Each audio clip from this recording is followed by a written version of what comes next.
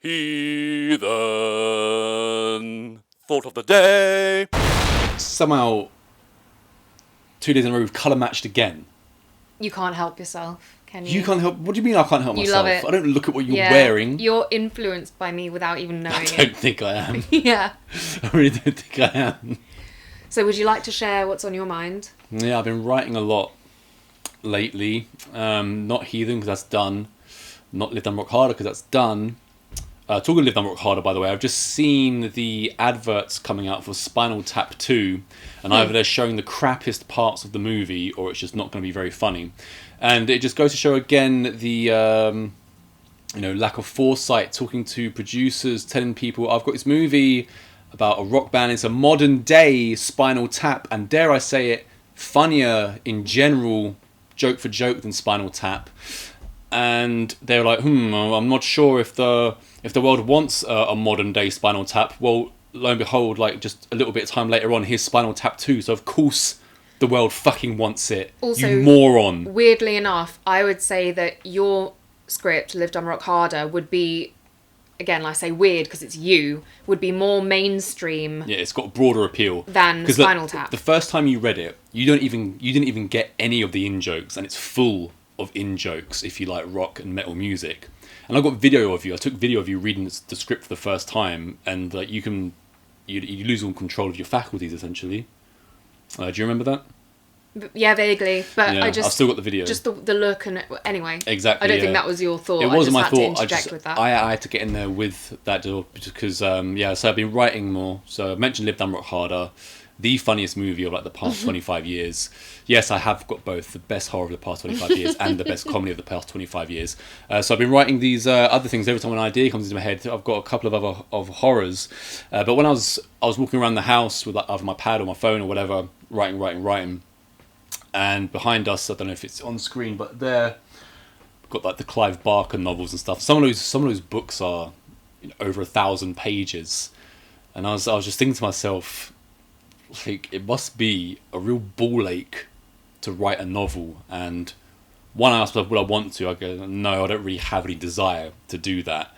But secondly, just the amount of work that I must go into. Because now I've written so many pages of script that technically I've written over 1,000 pages of stuff, but to have 1,000 pages of just one thing just kind of blows my mind a little bit. You've got to have so much material, make all the material rich, make it compelling, interesting, all that kind of stuff. So yeah, that's what was going through my head, just the thought of writing a novel, really. Or not writing a novel, should I say, just because I don't want to write 1,000 pages on one thing. Okay, my thought is also about a book that we have on the same stack, actually, but it's not about books per se.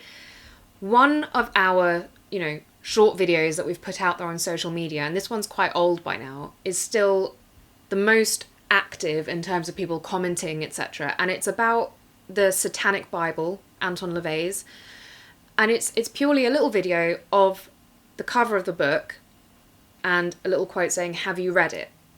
So this is what, for example, news should be. It's neither pro nor against. It's just, here it is. But we get so many comments From religious people, Christ is king! Condemning Maybe anyone he is. who's even like, yeah, I'm interested in reading it. And they're like, Christ has to save you. And it is actually mostly Christians. It's not other religions, weirdly enough, although they have just as much, reason to not like it. But what I don't understand with these comments and this way of thinking is that you don't have to, you don't have to agree with everything that you read. Knowledge is knowledge, and I think you can never go wrong. These people who are with learning. These people who are commenting wouldn't have even read it. No, that's my point. They think it's they probably think it's like full of sacrificing goats or something, where it's absolutely nothing like that. It's just called the Satanic Bible. But even if it was that, there's clearly enough people reading it, and I always think I'm not religious, but I would still have nothing against reading religious materials, because again, it's just information. Yeah. And you can never have too much information, in my opinion. But the most closed-minded and ignorant people are normally always the loudest. The dumbest people, the most ignorant people are always the loudest. Yeah. Basically, I think my point is just you you can take in knowledge and information without agreeing with it and without believing it. So yeah, and let other people do the same. There isn't really anything in the Satanic Bible to really majorly disagree with. It's more like a self-help book in a way, and it's kind of funny. And yeah, so it's a bit tongue-in-cheek. I don't. People just hear the word satanic, and you know, yeah, they think, you know, I'm doing human sacrifices or whatever. Yeah. Yeah, But even if it was that, I'd be like, well, I'd still be interested to read it because there are people who follow this. I mean, the reason I have it is just because I'm interested in the occult. I'm interested in darker things. Always have been. That's why we've got a horror channel. That's why I review horror movies. That's how I've managed to write the greatest horror movie in the past 25 years. I bet Clive Barker's read the Satanic Bible and he came up with Hellraiser. So that tells you everything.